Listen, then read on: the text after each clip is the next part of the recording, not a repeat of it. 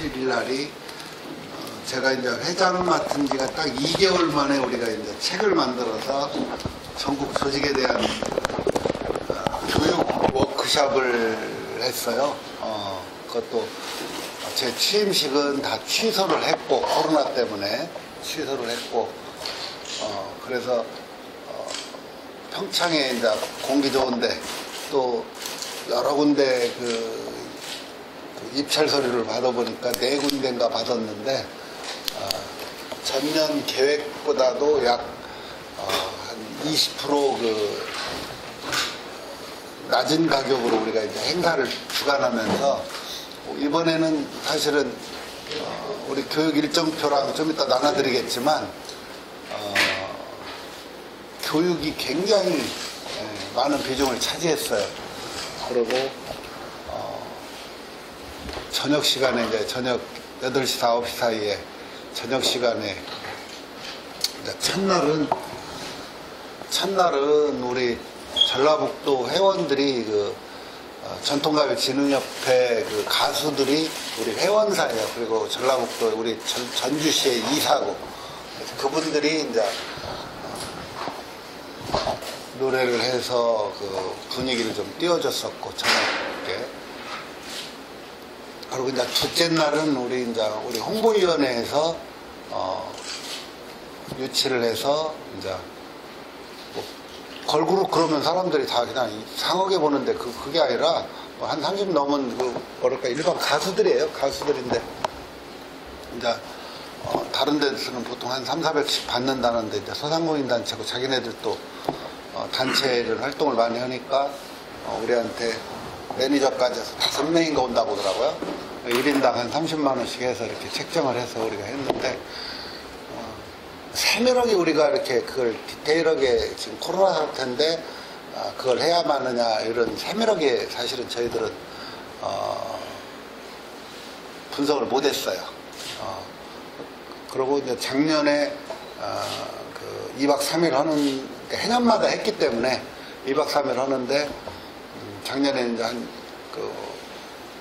뭐랄까 사회자 앰프 빌리는 총 비용이 2박 3일 동안 한 650 썼었는데 올해는 전체에서 450을로 이제 진행을 했더라고요. 나중에 세밀하게 보니까. 그리고 바로 우리가 이제 사건이 나고 나서 뭐 저희들이 봤을 때는 뭐 이게 사건이 아니라고는 일도 생각을 못 했었으니까 이런 부분을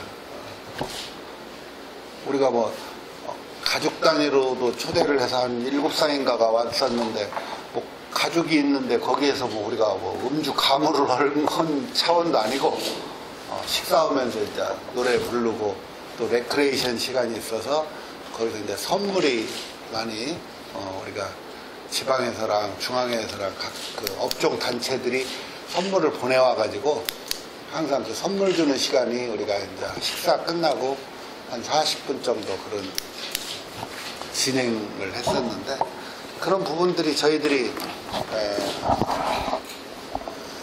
코로나 때문에도 그렇고 굉장히 축소해서 했었고요. 또 호텔에서 방역하는 게 저희들이 조금 아쉬울 것 같아서 전문가 그 방역협회 소속의 그 전문가 업체한테 의뢰를 해서 방역을 별도로 또 우리가 의뢰를 해서 방역을 실시를 했어요. 그리고 프랜카드도 미리 어디서 한다고 프랜카드랑 붙이고 방역을 또 철저하게 했고 그리고 이제 문제가 발생되고 나서 물론 뭐 저희들은 아직도 그 내부에 제가 이제 단일 후보로서 회장이 됐었는데 찬성이 한 70% 반대가 한 30%가 있어요. 여기에 현재 내부에 회원단체들 중에. 그러다 보니까 이제 회원단체들에서 누가 제보를 했는지는 모르겠지만 제보를 해서 그 전체의 98%는 놔두고 2%를 포커스를 잡아서 이게 뭐가 잘못됐다 이렇게 하다 보니까 그냥 천하 없이 잘못한 행사가 돼버린 거예요. 그게 그런 거고 또 아쉬운 부분은 뭐냐면은 그런 걸 뭔가 문제 제기를 하더라도 그 기사를 낸 기자가 최소한 한 번이라도 방문을 해서 이게 사실이냐 아니냐라고 하고 해야 되는데 이게 이제 너무 자극적으로 가버린 거예요.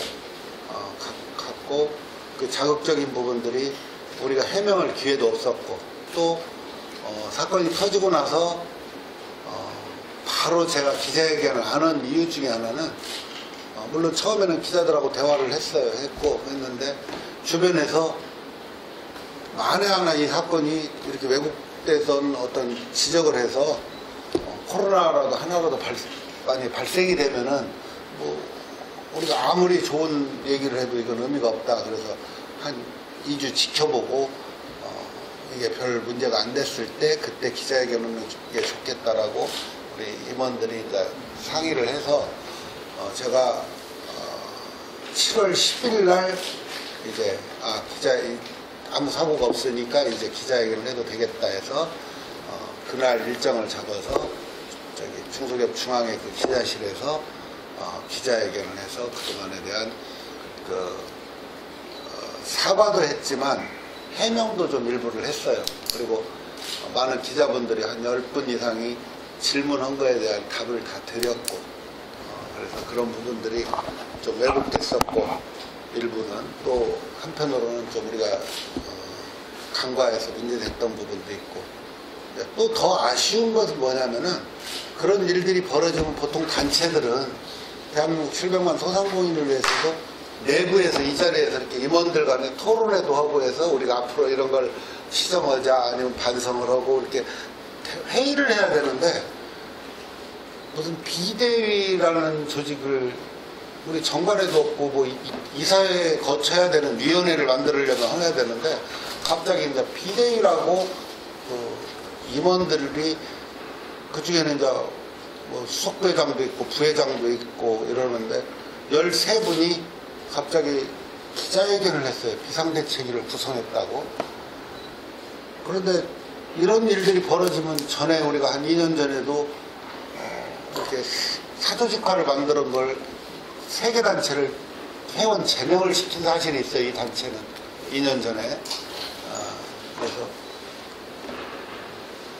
지금 이런 식으로 계속해서 제가 회장 입장에서 전화해서 만나자 뭐 문자하고 해도 지금 이 시간까지도 한 번 나타나지도 않고 뭘 요구하는지를 한마디도 듣지를 못하고 있어요. 그런 분들하고 제가 지금 회장단이라고 여기서 같이 활동을 하고 있는데 이런 부분들이 좀 아쉬운 부분이 많습니다. 그래서 단체 내에서 풀 건 풀고 또 거기에 따르는 책임질 일이 있으면 책임도 짓고 이래야 되는데 제가 내일 모레 우리 회장단 소집을 했어요. 내일은 전국 그 광역 시도 회장들을 여기에 지금 내일 오후 2시에 소집을 했고 내일 모레 29일 날은 11시에 회장단 회의를 소집을 했어요. 여기에. 그래서 그런 것들을 이 단체 내에서 대화를 하려고 지금 하고 있습니다. 옳지 않을지는 모르겠지만 그래서 많이 좀 아쉬운 점도 많이 있다고 말씀을 드리고 싶고 오히려 더 지금 일부 걱정하시는 회장들은 더 이렇게 단단해지더라고요. 소상공인이 앞으로 어떻게 어떤 역할을 해야겠다라는 걸 말씀을 많이 해주시고 있고 또 좋은 의견도 지금 내주시고 있는데 굳이 임원이라는 분들이 그러니까 의결기구가 있어요. 회장단 회의도 있고 이사회도 있고 전체 총회도 있고 하는데 그런 절차를 가지고도 얼마든지 할 수 있는데 갑자기 뭐가 비상인지는 모르겠지만 비상대책위를 구성해서 하는 자체가 저는 문제가 있다라고 보는 입장이고요. 그런 부분들이 지금 현재 벌어지고 있는 겁니다.